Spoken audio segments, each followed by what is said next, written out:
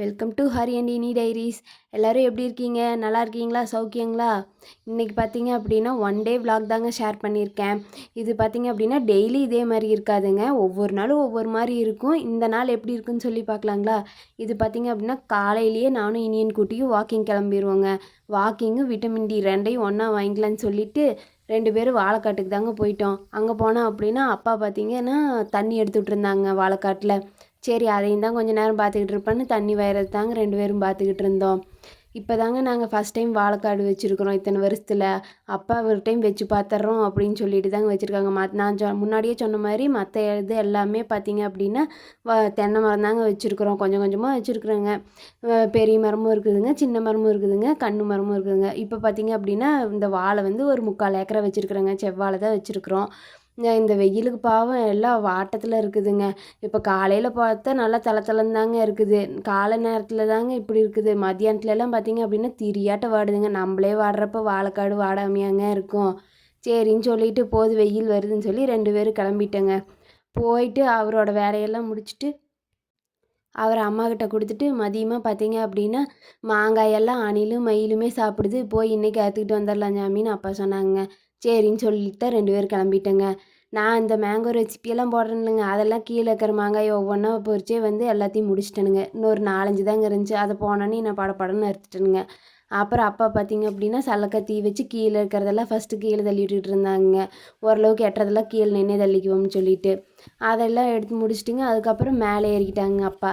மேலே ஏறி ஒவ்வொன்றா தள்ளிகிட்டு இருந்தாங்க. நான் கீழே நின்று ஒவ்வொன்றா பொறுக்கிட்டு இருந்தேனுங்க. நம்மளுது என்னென்னா மரம் ரொம்ப பெரிய மரமாக போச்சுங்க. நான் முன்னாடியே சொன்ன மாதிரி ஒரு 30 வருஷம் பழமையான மரங்க. அடி மரம் பார்த்தா ஆலமரமாட்டம், மேலே பார்த்தா ஹைட்டு தென்னை மரத்து ஹைட்டுக்கு இருக்குதுங்க. என்னங்க பண்ணுறது, அப்புறம் மேலே ஏறி தாங்க பொறிக்க முடியும். நம்மளுது இந்த ஒரே மரம் தாங்க இருக்குது. ஆனால் பரவாயில்லைங்க, காயெல்லாம் ஓரளவுக்கு நல்லா தாங்க இருக்குது வருஷம் வருஷம். காய் டேஸ்ட்லாம் சூப்பராகவே இருக்குங்க.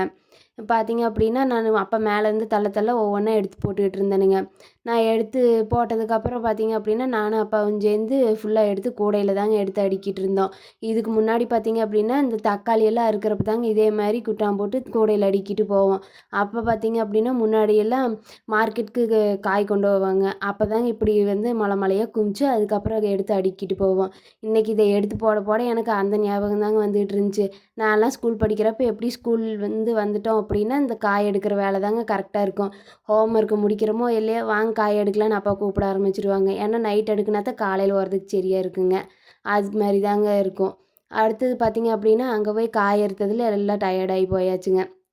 சரி வந்து ஏதோ ஒன்று ஸ்நாக்ஸ் செய்யலாம் அப்படின்னு சொல்லிட்டு தாங்க பார்த்தா வீட்டில் வேறு எதுவும் இல்லைங்க. இந்த சத்து மாவு தாங்க இருந்துச்சு. கவர்மெண்ட்லேருந்து கொடுக்குற சத்து மாவு எதுவுமே வரலன்னு சொல்லிட்டு சரி இன்றைக்கி அது பசிக்கிறதுக்கு சத்து மாவு லட்டாவது செஞ்சிடலாம் அப்படின்னு சொல்லிட்டு அதுதாங்க செஞ்சுக்கிட்டு இருக்குது.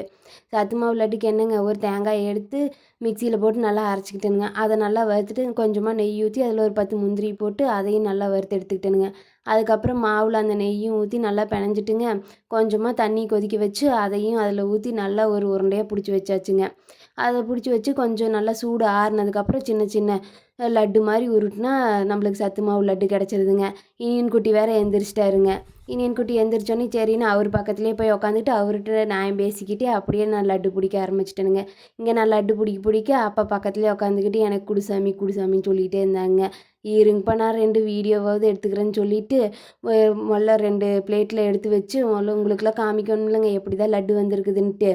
சரின்னு சொல்லிட்டு வேகமாக பிடிச்சி வச்சுட்டு 2 வீடியோவை எடுத்துகிட்டு அப்புறம் அப்பாக்கிட்ட கொடுத்தாச்சுங்க. டேஸ்ட்டு சூப்பராக இருக்குதுன்னு சொல்லி சொன்னாங்க.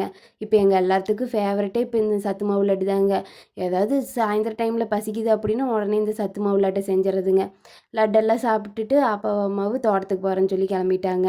அப்புறம் நம்ம டியூட்டி பார்க்கணும் இல்லைங்க. சரின்னு சொல்லிட்டு எங்களோட டியூட்டி வேறு என்னங்க, இந்த கோழிக்கு இரை போடுறதாங்க. சாயந்தரம் நேரம் ஆயிடுச்சுன்னா நானும் இனியன் குட்டி வந்துடுவோங்க இரை ஓடலான்னு சொல்லிட்டு.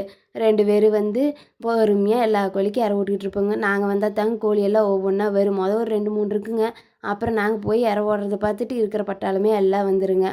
நாங்கள் என்ன பண்ணிகிட்டு இருப்போம்னா இந்த வாரத்துக்கு எதை போடலாம், அடுத்த வாரத்துக்கு எதை போடலான்னு நாங்கள் அதை கணக்கு போட்டுக்கிட்டு இருப்போமுங்க. இந்த வாரத்துக்கு எந்த சேவல் போடலாமா விடை போடலாமான்னு கணக்கு போடுறது தாங்க எங்களுக்கு வேலை.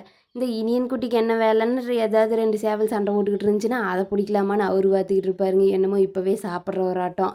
இதை தாங்க எங்களுக்கு டெய்லி ரொட்டீனாக இருக்குது. எந்த வேலை பண்ணுறோமோ இல்லையோங்க, இந்த கோழிக்கு இரை போடுற வேலை எங்களோட வேலை தாங்க. அதை யாருக்குமே விட்டு கொடுக்கறது இல்லைங்க.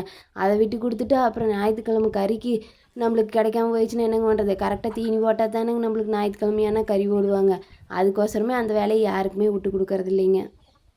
அதை கொஞ்ச நேரம் பார்த்து முடிச்சுட்டுங்க, அடுத்தது நைட் சாப்பாட்டுக்கு ஏதோ ஒன்று பண்ணணுமில்லங்க. நைட்டுக்கு பார்த்தீங்க அப்படின்னா சப்பாத்தி வேணும்னு தம்பி 2-3 நாளாகவே கேட்டுக்கிட்டு இருந்தானுங்க.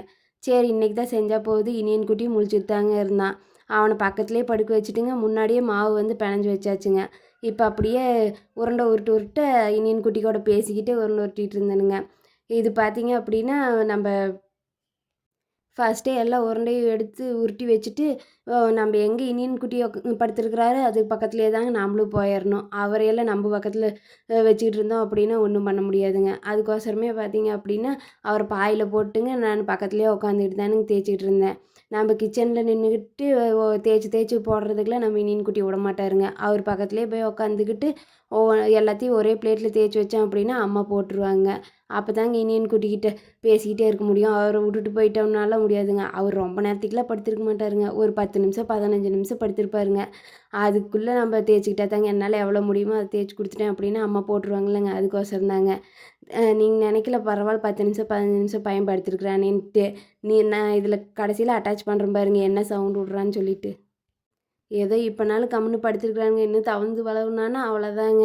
அப்புறம் அவரு தாங்க மாவு பெனஞ்சு இந்த மாதிரி உருட்டிக்கிட்டு இருப்பார். நான்லாம் அவரை வேடிக்கை பார்க்குறதா தான் இருக்குன்னு நினைக்கிறேங்க. என்னமோ இப்போவே சாப்பிட்றவராட்டம் ஊனுக்கிட்டு இருக்கிறாருங்க. நாளைக்கு சாப்பாடு ஊட்டினா தாங்க தெரியும் என்னெல்லாம் ரியாக்ஷன் கொடுக்க போகிறாருன்ட்டு. எப்படி சாப்பிட போகிறாருன்னு, என்னை எப்படி கதற விட போகிறாருன்னு அப்போ தாங்க தெரியும். இதில் பாருங்கள் சைடில் அவரோட கால் தெரியுதுங்களா? என் பக்கத்துலேயே வந்துட்டாருங்க நின்றுக்கிட்டே. அப்புறம் என்னங்க பண்ணுறது? இதுக்கு மேலே என்னால் முடியாதுங்கம்மா, நீங்களே பார்த்துக்க வேண்டியதான்னு சொல்லிவிட்டு என்னால் முடிஞ்ச அளவுக்கு தேய்ச்சி வச்சுக்கிட்டு அம்மாட்ட பொறுப்பு கொடுத்தாச்சுங்க. நானும் இனியன் குட்டி பேசுகிற உரையாடல நீங்களே கேளுங்க எப்படி இருக்குன்ட்டு.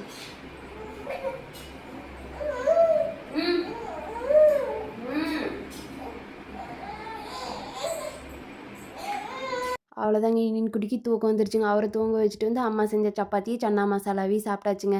இப்படி தாங்க என்னோடய ஒன் டே போச்சு. உங்களுக்கு இந்த வீடியோ பிடிச்சிருந்துச்சுன்னா லைக் பண்ணிட்டு சப்ஸ்கிரைப் பண்ணிக்கோங்க. Okay, thank you.